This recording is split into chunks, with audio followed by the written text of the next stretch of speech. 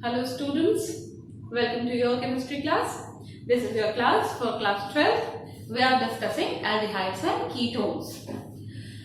We are discussing the chemical properties of aldehydes and ketones. In that series, today we are going to discuss third class of reactions of aldehydes and ketones, that is oxidation reaction. You know what are oxidation? Oxidation का मतलब होता है addition of oxygen और removal of hydrogen और loss of electron और addition of electronegative element. अब इनमें से क्या रिएक्शन होगा एल्डिहाइड और कीटोन के साथ हम देखेंगे आज के क्लास में। ऑक्सीडेशन कराने के लिए कुछ हमारे पास रिएजेंट होने चाहिए जिनको हम ऑक्सीडाइजिंग एजेंट्स कहते हैं। क्या ऑक्सीडाइजिंग एजेंट्स हो सकते हैं भाई? तो हमारे पास साधारण ऑक्सीडाइजिंग एजेंट है जैसे नाइट्रिक एसिड, जैसे पोटेशियम परमैंगनेट, जैसे पोटेशियम डाइक्रोमेट। तो इन साधारण ऑक्सीडाइजिंग एजेंट्स के साथ एल्डिहाइड्स जो हैं वो बड़ी आसानी से रिएक्ट करते हैं और एल्डिहाइड्स रिएक्ट करने के बाद कोरिस्पॉन्डिंग कार्बोक्सिलिक एसिड्स बनाते हैं। ठीक, एल्डिहाइड्स बहुत आसानी से साधारण ऑक्सीडाइजिंग एजेंट के साथ रिएक्ट करके कार्बोक्सिलिक एसिड बनाते हैं जिनमें कार्बन एटम की संख्या उतनी ही होती है जितनी एल्डिहाइड्स में होती है। लेकिन कीटोन्स इतनी आसानी से रिएक्ट नहीं करते हैं। कीटोन्स को रिएक्ट करने के लिए कंडीशंस को ड्रास्टिक करना पड़ता है। दैट मीन्स एल्डिहाइड्स और कीटोन्स जिनका रिएक्शन अभी तक हम साथ साथ पढ़ते आ रहे थे, एक जैसे होते हैं, अब डिफर करने लगेंगे अपने ऑक्सीडेशन प्रॉपर्टी की वजह से। Aldehydes oxidises much easily with simple oxidizing agents, but ketones do not oxidize so easily. ठीक है, तो पहले हम लोग देखें कि एल्डिहाइड कैसे रिएक्ट करते हैं। दोनों की प्रॉपर्टी अब डिफर हो रही है। दैट मीन्स ऑक्सीडेशन रिएक्शन को हम फॉर टेस्ट के जैसे भी इस्तेमाल कर सकते हैं कि एल्डिहाइड अलग तरीके से रिएक्ट करता है और कीटोन अलग तरीके से रिएक्ट करता है। तो ऑब्वियसली हम प्रोडक्ट को एनालाइज करेंगे, हमको पता चल जाएगा कि दिया गया सॉल्यूशन एल्डिहाइड था या कीटोन था। कैसे? तो सबसे पहले बेसिक्स देखेंगे। एल्डिहाइड्स ऑक्सीडाइजेस इजिली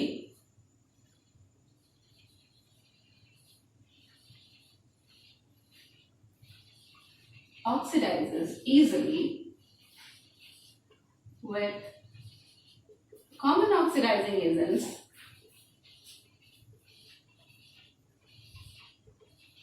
क्या क्या ऑक्सीडाइजिंग एजेंट्स होते हैं भाई? Oxidising agents such as nitric acid HNO3, KMNO4, potassium dichromate K2Cr2O7, etc. to give corresponding carboxylic acid.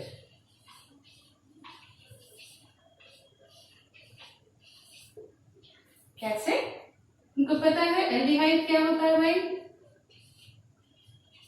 इस ग्रुप को हम एल्डिहाइड ग्रुप के नाम से जानते हैं। आर दैट मीन्स कोई भी अल्काइल ग्रुप। जब इसका ऑक्सीडेशन होगा तब एडिशन ऑफ ऑक्सीजन होगा और कार्बोक्सिलिक एसिड मिलेगा हमको। ये क्या था? एल्डिहाइड। क्या मिला? Carboxylic acid.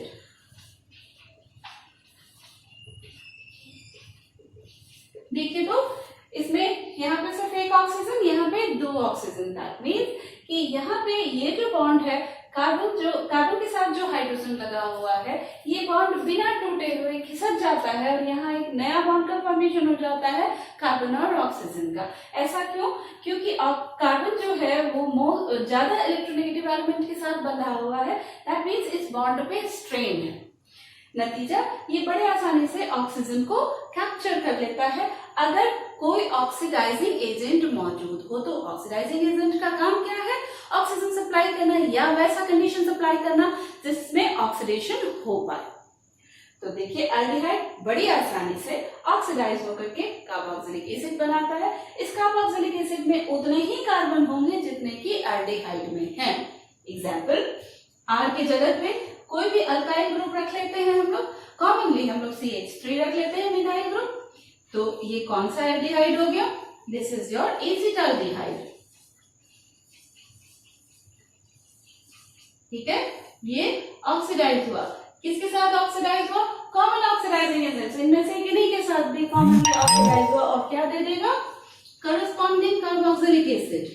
This is your corresponding carboxylic acid. This is acetic acid. Acetic acid. ठीक है, तो क्या सीखा हमने? हमने सीखा कि एल्डिहाइड ऑक्सीडाइज होकर के कार्बोक्सिलिक एसिड बनाता है। उस कार्बोक्सिलिक एसिड में ठीक उतने ही कार्बन होंगे जितने कि एल्डिहाइड में थे। ठीक है, लेकिन कीटोन्स जो है वो इतनी आसानी से ऑक्सीडाइज नहीं होता है। तो क्या करना होगा? ठीक है, अगर मान लीजिए आप पढ़ते हैं, आपको पढ़ने में नहीं मन लग रहा है, क्या करना होता है हम लोग को? ऑब्वियसली आपके पास आपके लिए हमको एग्जाम कंडक्ट करना पड़ता है। हम कहते हैं क्लास में कि tomorrow I am going to get take a test for particular questions of particular chapter. तो आप क्या करते हैं? जल्दी जल्दी रात में जाकर के पढ़ाई करते हैं। दैट मीन्स कि प्रेशर चाहिए होता है पढ़ने के लिए। ठीक इसी तरह से कीटोन्स के साथ भी होता है। कीटोन्स को अगर हम ऑक्सीडाइज कराना चाहें तो क्या करना पड़ेगा? हमको स्ट्रॉन्ग ऑक्सीडाइजिंग एजेंट देना पड़ेगा और टेम्परेचर भी बढ़ाना पड़ेगा। जबरदस्ती कराना है काम भाई, तो करना क्या पड़ेगा? कंडीशंस को ड्रास्टिक करना पड़ेगा। ठीक है, कीटोन्स भी ऑक्सीडाइज होंगे लेकिन not as easily as aldehydes. Ketones कैसे ऑक्सीडाइज होंगे? कीटोन को ऑक्सीडाइज करने के लिए हमको स्ट्रॉन्गर ऑक्सीडाइजिंग एजेंट्स चाहिए। Ketones do not oxidize easily.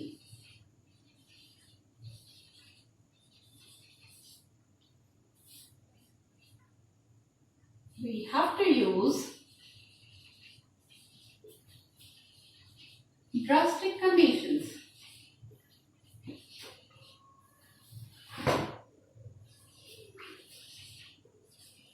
Drastic conditions का माने?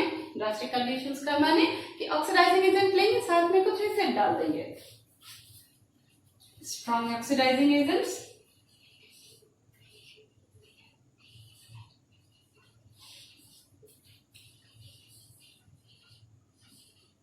such as, वही ऑक्सीडाइजिंग एजेंट रहने देते हैं KMnO4, लेकिन उसके साथ हम डाल देते हैं स्ट्रॉन्ग एसिड। जल्दी जल्दी काम होने लगेगा। या K2Cr2O7 पोटेशियम डाइक्रोमेट, उसके साथ भी H2SO4 डाल दिया। Strong oxidiser and elevated temperature.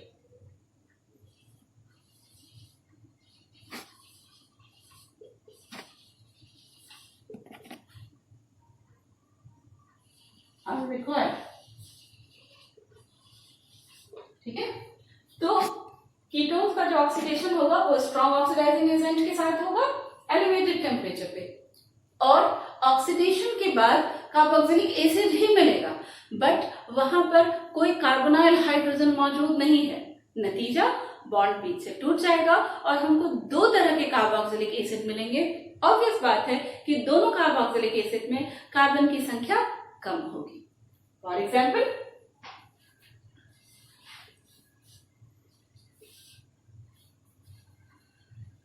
This is your general ketone. अगर हम इसको रिएक्ट कराते हैं क्या होगा? या तो ये यहां से टूटेगा, ये यहां से टूटेगा। माना कि ये यहां से टूट गया, होगा क्या?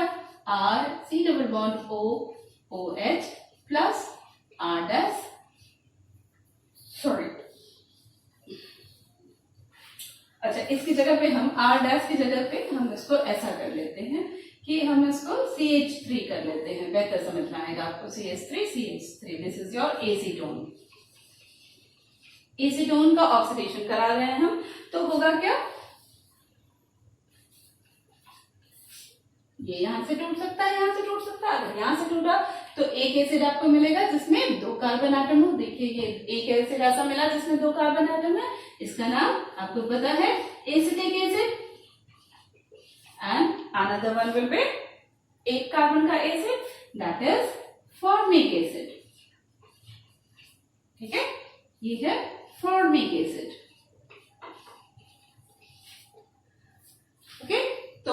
बॉन्डिंग क्या हुआ, ये टूटा यहाँ से बॉन्ड और एक एसिड आपको मिला जिसमें 2 कार्बन एटम, एक एसिड ऐसा मिला जिसमें 1 carbon atom. That means ketones oxidation के बाद 2 तरह के एसिड देंगे जिन दोनों एसिड में कार्बन की संख्या कम रहेगी। अब जरा सोचिए कि मान लीजिए आपको एल्डिहाइड और कीटोन का टेस्ट करना हो, तो एल्डिहाइड जो है वो सेम नंबर ऑफ कार्बन का कार्बोक्सिलिक एसिड दे रहा है और ketone come number of carbon का कार्बोक्सिलिक एसिड दे रहा है।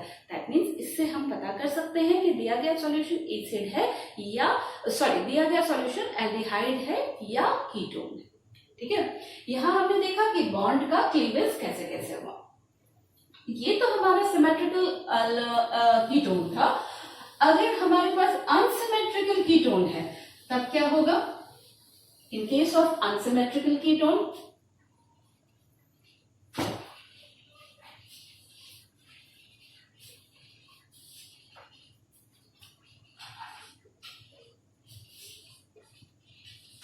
In case of unsymmetrical ketone जैसे हम ऐसा ले लें CH3 CH2 CH2 C double bond O CH3, ये कौन सा कीटोन हो गया हमारा? ये हो गया पेंटेनॉन 2। कार्बोनाइल ग्रुप के एक तरफ 3 कार्बन एटम और एक तरफ 1 कार्बन एटम, और वैसे इसका ऑक्सीडेशन करा सकते हैं हम। ऑक्सीडेशन कराएंगे तो हमको 2 प्रोडक्ट मिलेगा। किसके साथ ऑक्सीडेशन कराएंगे? तो कोई भी oxidising agent with acid, temperature थोड़ा ज्यादा कर देंगे। होगा क्या? या तो ये बॉन्ड यहां से टूट सकता है या यहां से टूट सकता है। दोनों केस देखते हैं।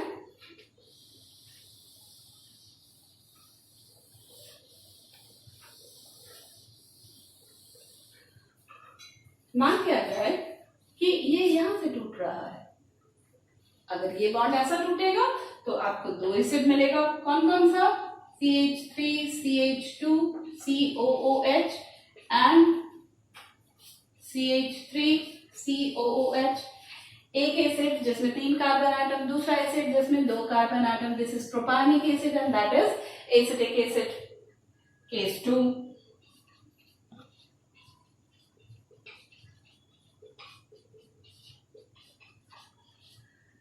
हमारा कहना है कि यहां से बॉन्ड ना टूट करके ये यहां से क्लीवेज होगा। Again same oxidation process. Now you are getting again 2 acids, एक 4 कार्बन एटम वाला, एक 1 कार्बन एटम वाला। That means you are getting butanoic acid and formic acid. Again we are getting 2 acids. पहले केस में हमको क्या मिला? प्रोपेनोइक एसिड और एसिटिक एसिड। दूसरे केस में क्या मिलेगा? Butanoic acid and formic acid. आपसे पूछा जा सकता है कि which will be the major product. तो अगर कंडीशन ऐसा है, कंडीशन अगर अनसिमेट्रिकल कीटोन का है, तो एक रूल दिया गया है जिस रूल का नाम है पॉपअप्स रूल। क्या नाम है? Popups rule.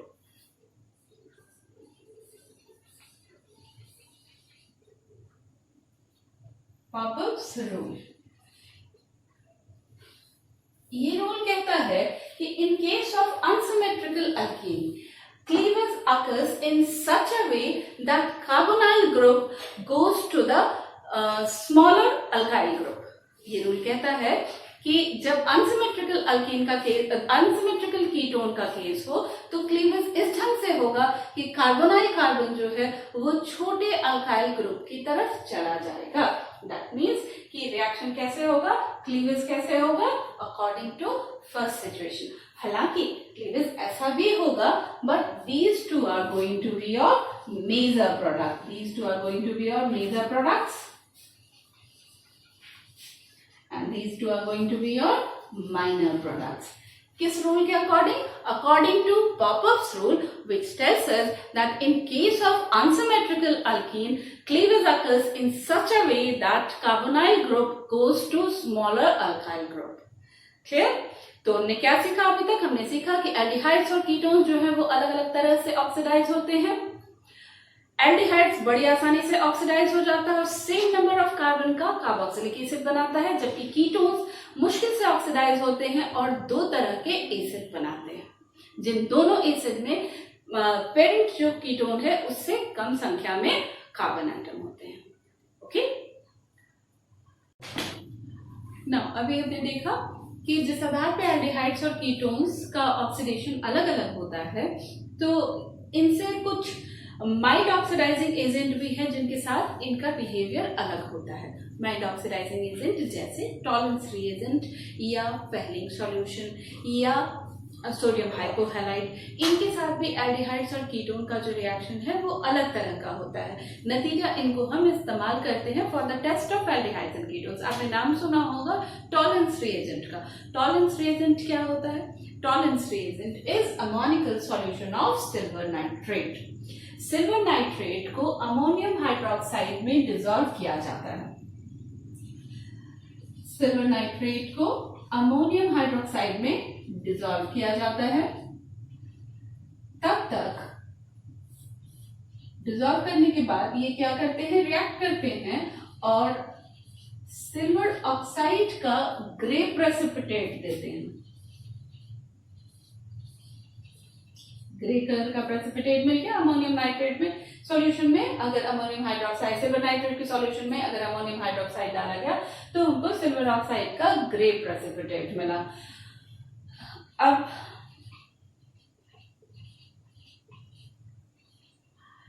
इस ग्रे प्रेसिपिटेट में तब तक अमोनियम हाइड्रोक्साइड डाला जाता है जब तक कि ये कंप्लीटली घुल ना जाए। चलिए घोला जाए इसको। इसमें अमोनियम हाइड्रोक्साइड तब तक डाला जाता है जब तक कि इसका ग्रे प्रेसिपिटेट जो है वो घुल करके फिर क्लियर सॉल्यूशन ना मिल जाए। अब ये घुलेगा क्यों? क्योंकि ये अब एक कॉम्प्लेक्स बना लेता है।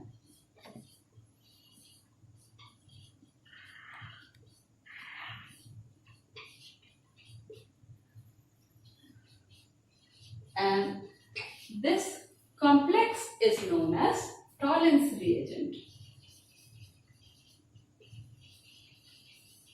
इस कॉम्प्लेक्स को कहते हैं tolerance reagent. Ammoniacal solution of silver nitrate, ammonium hydroxide को तब तक सिल्वर नाइट्रेट में डालेंगे जब तक कि वो ग्रे प्रेसिपिटेट दे। ग्रे प्रेसिपिटेट मिलने के बाद भी अमोनियम हाइड्रोक्साइड डालते रहेंगे तब तक जब तक कि ये वापस से घुल ना जाए। ये घुलेगा क्यों? क्योंकि एक कॉम्प्लेक्स बनाएगा। इस कॉम्प्लेक्स को कहते हैं हम टॉलरेंस रिएजेंट। और जब ये टॉलरेंस रिएजेंट किसी एल्डिहाइड के साथ रिएक्ट करेगा तब क्या होगा?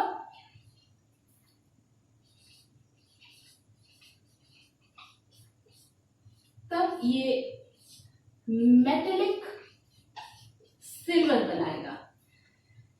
साथ ही साथ जो एल्डिहाइड है हमारा वो कार्बोक्सिलेट अनायन में कन्वर्ट कर जाएगा। इसका ऑक्सीडेशन हुआ, कार्बोक्सिलेट अनायन में कन्वर्ट हुआ और यहां से सिल्वर प्रेसिपिटेट हो जाएगा। मेटेलिक सिल्वर प्रेसिपिटेट हो जाएगा और ये जो मेटेलिक सिल्वर प्रेसिपिटेट हुआ ये जाएगा कहाँ? ये टेस्ट ट्यूब में नीचे की तरफ बैठ जाएगा। नीचे की तरफ बैठ जाएगा का मतलब हुआ कि टेस्ट ट्यूब जो है, अगर आप उस टेस्ट ट्यूब को देखिएगा तो अब टेस्ट ट्यूब मिरर के जैसे दिखाई देने लगेगा।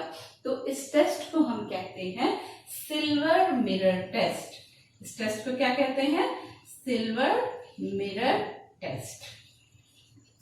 एल्डिहाइड्स टॉलरेंस रिएजेंट के साथ रिएक्ट करके सिल्वर प्रेसिपिटेट करते हैं जो सिल्वर परत नली में जाकर के नीचे बैठ जाता है और टेस्ट ट्यूब को मिरर का अपीयरेंस देता है। That's why this test is known as silver mirror test. और इसको टेस्ट क्यों कहते हैं? क्योंकि जो एल्डिहाइड है वही ये टेस्ट देंगे, कीटोन्स ये रिएक्शन नहीं देता है।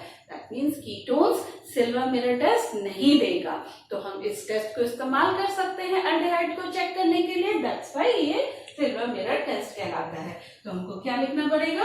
हमको लिखना पड़ेगा aromatic and aliphatic both aldehydes gives silver mirror test.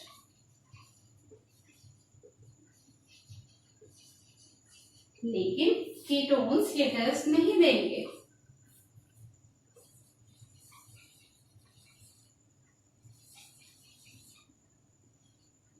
Does not give this test।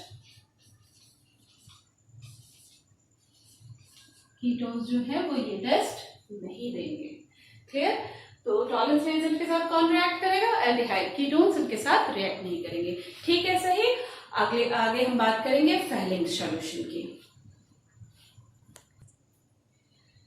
ठीक है, सही।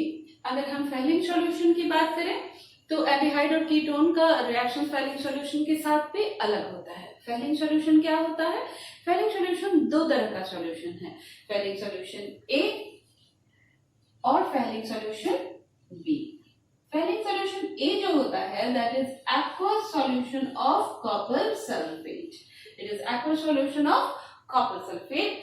जबकि फेलिंग सॉल्यूशन बी जो होता है that is sodium potassium tartrate का सॉल्यूशन होता है। सोडियम पोटेशियम टार्ट्रेट को हम रॉसले शॉर्ट भी कहते हैं। सोडियम पोटेशियम टार्ट्रेट ये ऐसा होता है।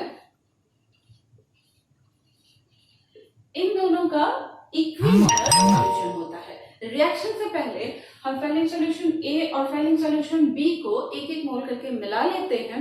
उसके साथ एल्डिहाइड को अगर गर्म करेंगे इसके सॉल्यूशन के साथ, सॉल्यूशन में ये कॉपर का कॉम्प्लेक्स बनाता है। तो जब फेलिंग सॉल्यूशन के साथ हम एल्डिहाइड को गर्म करेंगे तो एल्डिहाइड कार्बोक्सिलेट अनायन में ऑक्सीडाइज करेगा और एक रेडिश ब्राउन प्रेसिपिटेट मिलेगा that is of cuprous oxide. कैसे?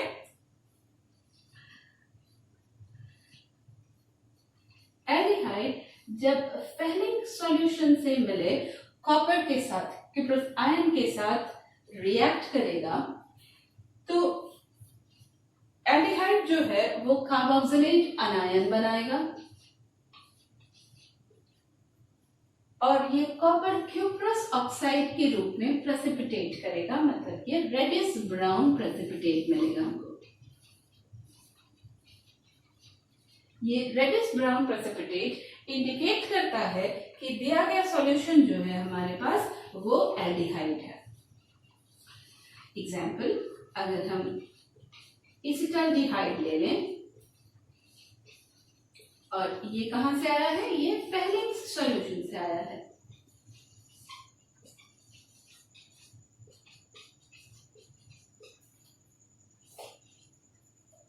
तो ये हमको दे देगा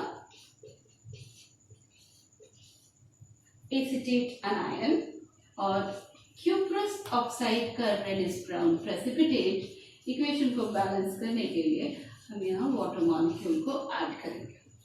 ठीक है, तो कोई भी एल्डिहाइड जब फेलिंग सॉल्यूशन के साथ रिएक्ट करेगा तो रेडिश ब्राउन प्रेसिपिटेट देगा। रेडिश ब्राउन प्रेसिपिटेट मिला फेलिंग सॉल्यूशन के साथ तो हम समझेंगे कि दिया गया सॉल्यूशन एल्डिहाइड है। हालांकि एरोमेटिक एल्डिहाइड रिस्पॉन्ड नहीं करता है फेलिंग सॉल्यूशन के साथ।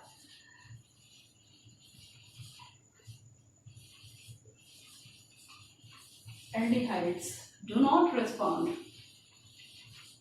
or react with Fehling solution।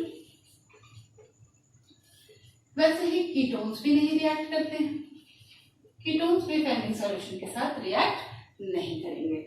तो फेलिंग सॉल्यूशन के साथ अगर दिया गया सॉल्यूशन हमारा रिएक्ट कर रहा है तो हम समझ जाएंगे कि this is only aliphatic aldehyde. ठीक है, इसी तरह से डिस्कस करेंगे हम लोग हैलोफॉर्म रिएक्शन। जब ऐसा कीटोन या एल्डिहाइड जिसमें मिथाइल ग्रुप हो, ऐसा कीटोन या एल्डिहाइड जिसमें मिथाइल ग्रुप अटैच हो कार्बोनाइल कार्बन के साथ, वो अगर सोडियम हाइपोहैलाइड के साथ रिएक्ट करेगा तो हैलोफॉर्म बनाएगा। मिथाइल कीटोन का मतलब ऐसा कीटोन जिसमें ये ग्रुप हो, एक तरफ मिथाइल ग्रुप हो और कार्बोनाइल ग्रुप लगा हुआ हो।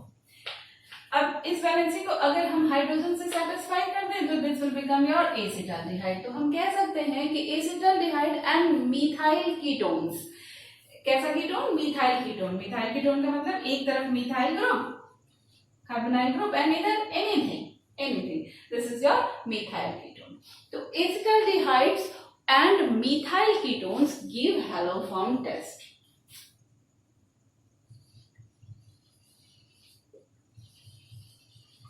Acetaldehydes and methyl ketones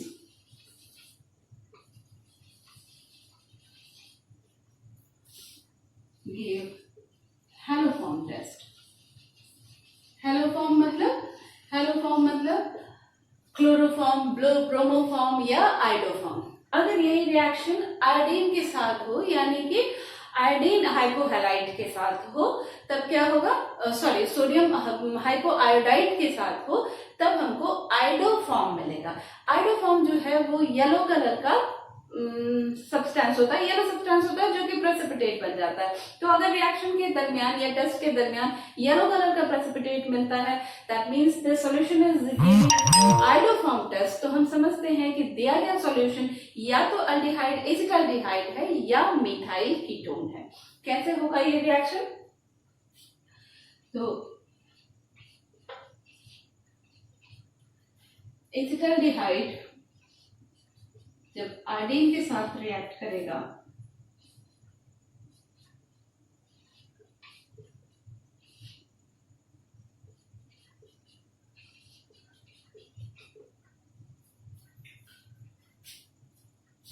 further react करेगा,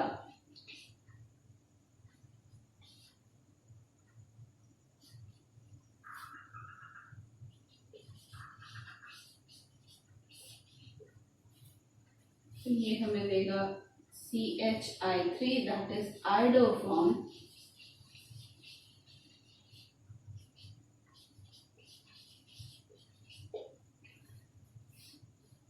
plus sodium format. Acetaldehyde iodine के साथ रिएक्ट कर रहा है, मतलब सोडियम हाइपोआयोडाइड के साथ रिएक्ट कर रहा है। इस सोडियम हाइपोआयोडाइड डायरेक्टली नहीं यूज करके हम रिएक्शन के दरमियान इसको बनाते हैं सोडियम हाइड्रोक्साइड और आयोडीन के रिएक्शन से। रिएक्शन कुछ इस तरह से प्रोसीड करेगा और हमको एक आइडोफॉर्म मिलेगा, that is of yellow colour, yellow precipitate. तो अगर येलो प्रेसिपिटेट मिल रहा है तो हम समझेंगे कि अगर दिया गया सॉल्यूशन हो सकता है कि एसिटाल्डिहाइड हो,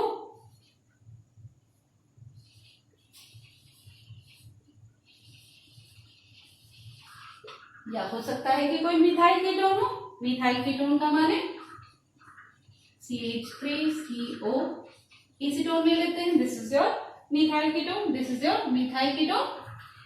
अब इसको रिएक्ट करा दें, सिमिलर जाएगा reaction.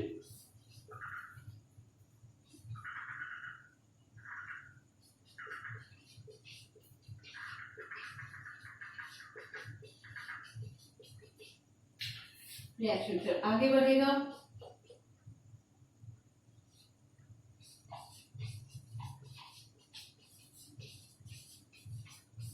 finally we are again getting iodoform, we are again getting iodoform। iodoform क्या होता है? येलो प्रेसिपिटेट, ये येलो प्रेसिपिटेट है। तो एसिटाल्डिहाइड या मिथाइल कीटोन जो है वो आइडोफॉर्म टेस्ट देता है, दैट मीन्स कि येलो प्रेसिपिटेट देता है। अब ऐसे भी कुछ कंपाउंड हो सकते हैं जो कि ऑन ऑक्सीडेशन हमको ये आइडोफॉर्म टेस्ट दे रहे। आइडोफॉर्म टेस्ट को फिर हम इस्तेमाल कैसे कर सकते हैं? आइडोफॉर्म टेस्ट को हम इस्तेमाल कर सकते हैं मिथाइल कीटोन्स को डिटेक्ट करने के लिए। फॉर एग्जाम्पल,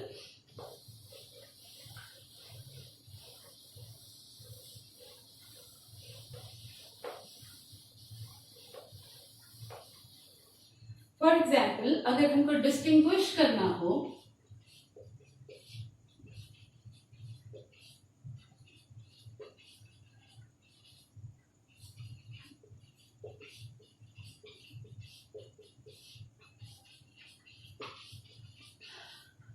ये क्या है?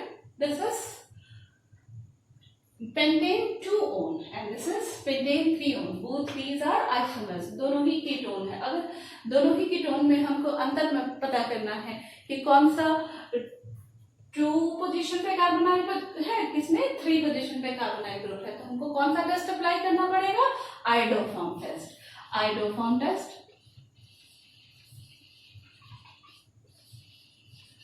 देखिए तो कौन आइडोफॉर्म टेस्ट देगा, ये या ये, obviously this will give you iodoform test.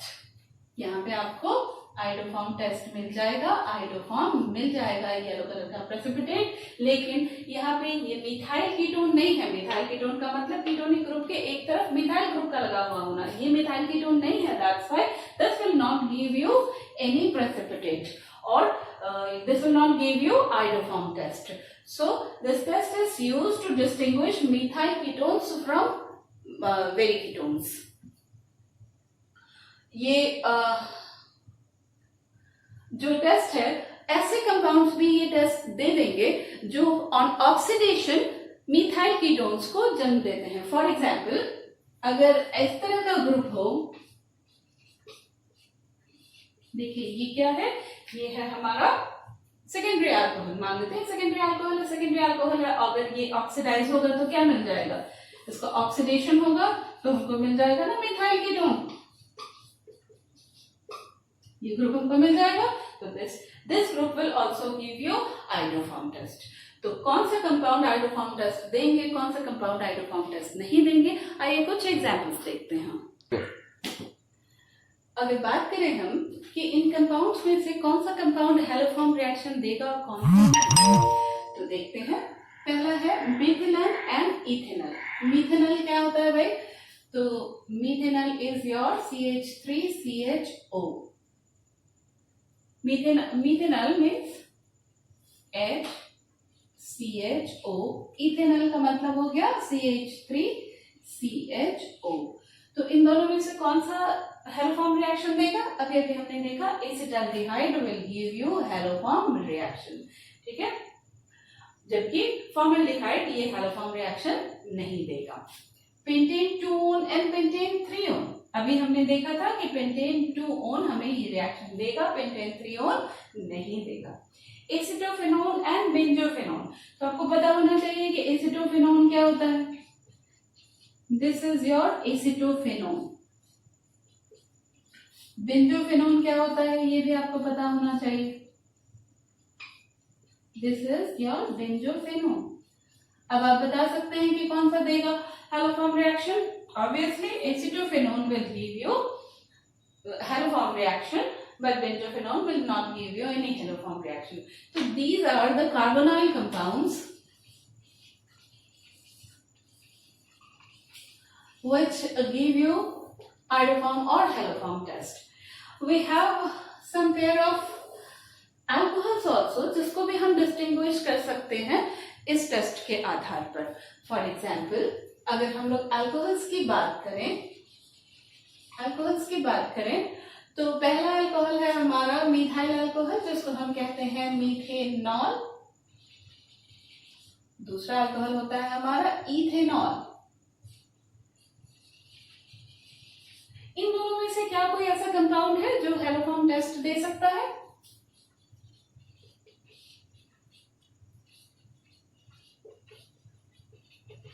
इन दोनों में से कौन हैलोफॉर्म टेस्ट देगा? अभी अभी हमने देखा था कि अगर इस तरह का ग्रुप हो तो वो हैलोफॉर्म टेस्ट दे सकता है, अगर इस तरह का ग्रुप हो तो वो हैलोफॉर्म टेस्ट दे सकता है। देखिए तो यही तो है ना इथेनॉल, इक्विवेलेंसी हाइड्रोजन की कंप्लीट हो गई, that means ethanol can give you this test, haloform test ethanol दे सकता है। दूसरा एग्जांपल देखा जाए, अल्कोहल के ही सेट में ले लेते हैं हम, तीसरा अल्कोहल ले लेते हैं, दैट इज प्रोपाइल अल्कोहल, या हम इसको कह सकते हैं प्रोपेन 1-ऑल। इसी का आइसोमर ले लेते हैं,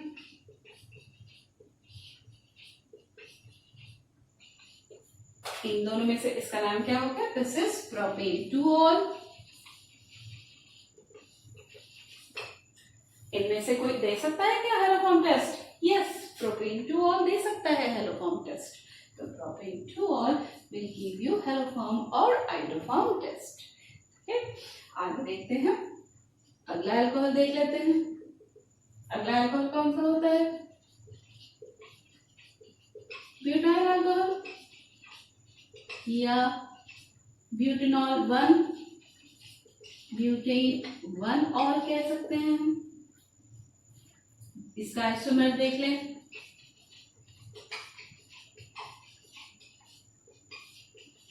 दिस इज ब्यूटेन 2 और. अब आप बता सकते हैं कि कौन देगा आयोडोफॉर्म टेस्ट? ब्यूटेन 2 और will give you iodoform test. तो आज के क्लास में हमने देखा ऑक्सीडेशन रिएक्शंस एल्डिहाइड्स और कीटोन्स का. सबसे पहले हमने देखा कि एल्डिहाइड्स और कीटोन्स में एल्डिहाइड इजीली ऑक्सीडाइज होते हैं, कीटोन्स देर से ऑक्सीडाइज होते हैं, जिसके तहत एल्डिहाइड्स जो है वो टॉलेंस रिएजेंट के साथ भी रिएक्ट करते हैं, फेलिक सॉल्यूशन के साथ भी रिएक्ट करते हैं और अलग अलग कंपाउंड्स बनाते हैं जिनको हम टेस्ट के रूप में इस्तेमाल करते हैं. कीटोन्स में मिथाइल कीटोन्स और एल्डिहाइड्स में एसिटाल्डिहाइड, आयोडोफॉर्म या हैलोफॉर्म. उम्मीद है ये वीडियो आपके लिए काफी हेल्पफुल रहा होगा. अगर वीडियो आपको पसंद आए तो हमारे चैनल को लाइक करें, सब्सक्राइब करें और अपने फ्रेंड्स के साथ शेयर करें, क्योंकि हमें आपके सपोर्ट की बहुत जरूरत है. Thanks for watching the video completely.